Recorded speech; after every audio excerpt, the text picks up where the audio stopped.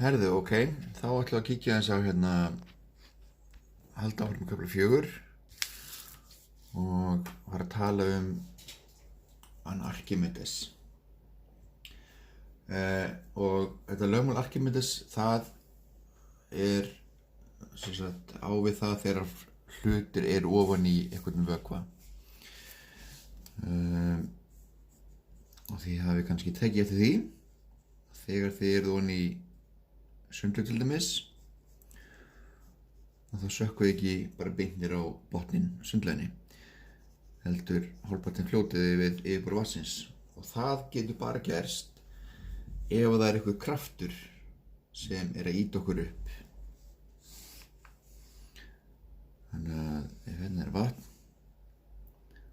og hérna er eitthvað hlutur sem er ofan í vatninu, hálfpartinn ofan í vatninu, þá er þyngdarkraftur jarðar að tosa hlutin niður, að hluturinn dettur ekki niður, því það er annar kraftur sem verkar á móti sem kallast á ensku buoyance force, en við kallum hann uppdrifskraftur. Þá skrifum við bara F upp. Og það er þessi hérna kraftur sem við ætlum að læra núna og hvernig hann er skilgreindur og taka nokkuð dæmi um það. Og F-sinni G, það er bara, eða F og G, það er bara M-sinni G, það er einfalt, en F upp er aðeins flóknara. Þannig að við segjum að, notum fyrst bara mannamál, segjum að uppdrifskraftur, hann jafngildir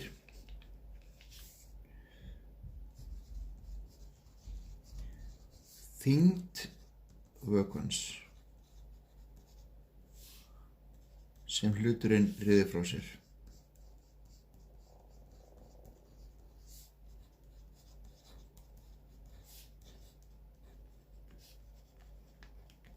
Ok, það er nokkur atriði mjög mikilvægt. Fyrsta lagi, það er þetta hérna með þyngdina.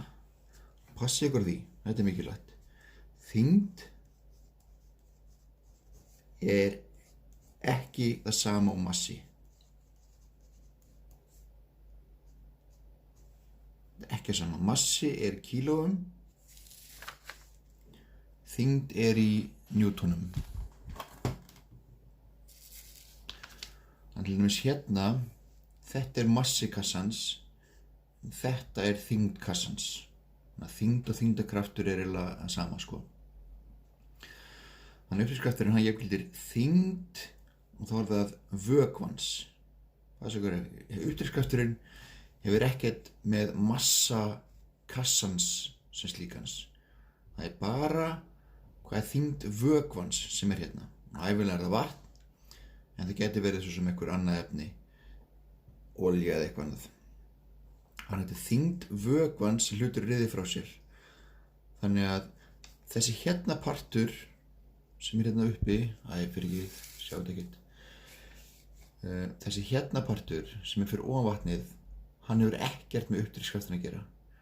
Það er bara sá partur sem er hérna ofan í vatninu, það er að hækka okkar uppdrifskraft. Því þá er hann að ryðja vatni eða vökva frá sér. Þannig tökum hérna kannski sýndæmi. Segjum að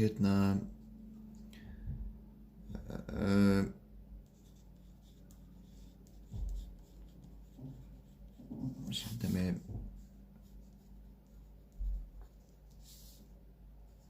kassi er segjum 1,2 sinnum 1,8 sinnum 1 meter á kant og segjum að allur kassin er ofan í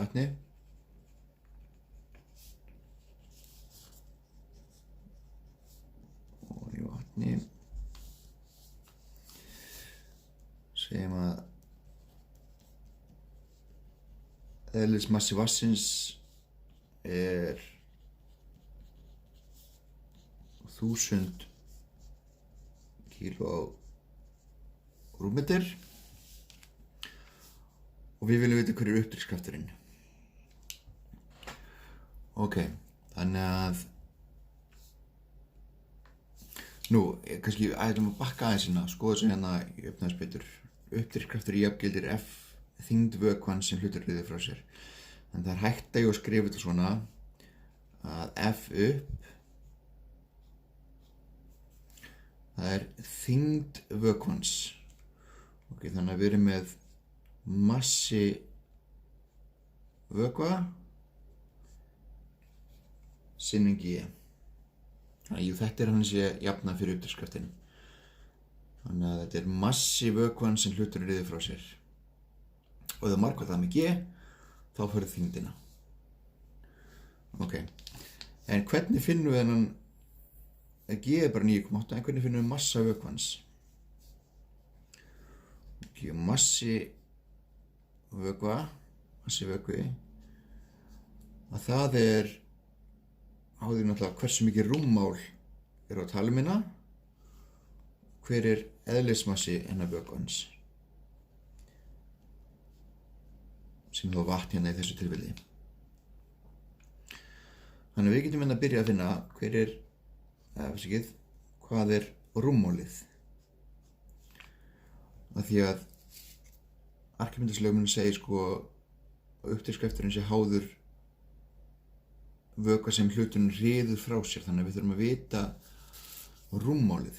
Hvað mikið rúmmál hérna sem ofan í vatninu, og í þessu sýnidæmi hérna að þá það allir kassinn. Þannig að við erum með hérna lengd og breidd á þessum kassa og við getum bara hent því inn í Google eitthvað og þetta 2,16 rúmmetrar. Ok, þetta rúmmálið. Vaff rúmmál. Síðan næst getum við fundið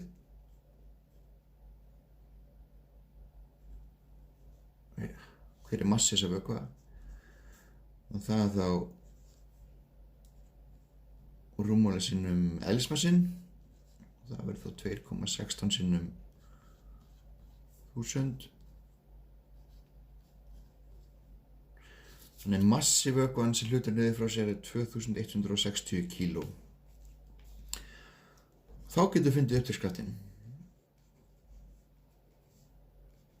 Uppdrifskrafturinn bara hvað massin á þessu vatni sem hlutur niður frá sér sinnum G.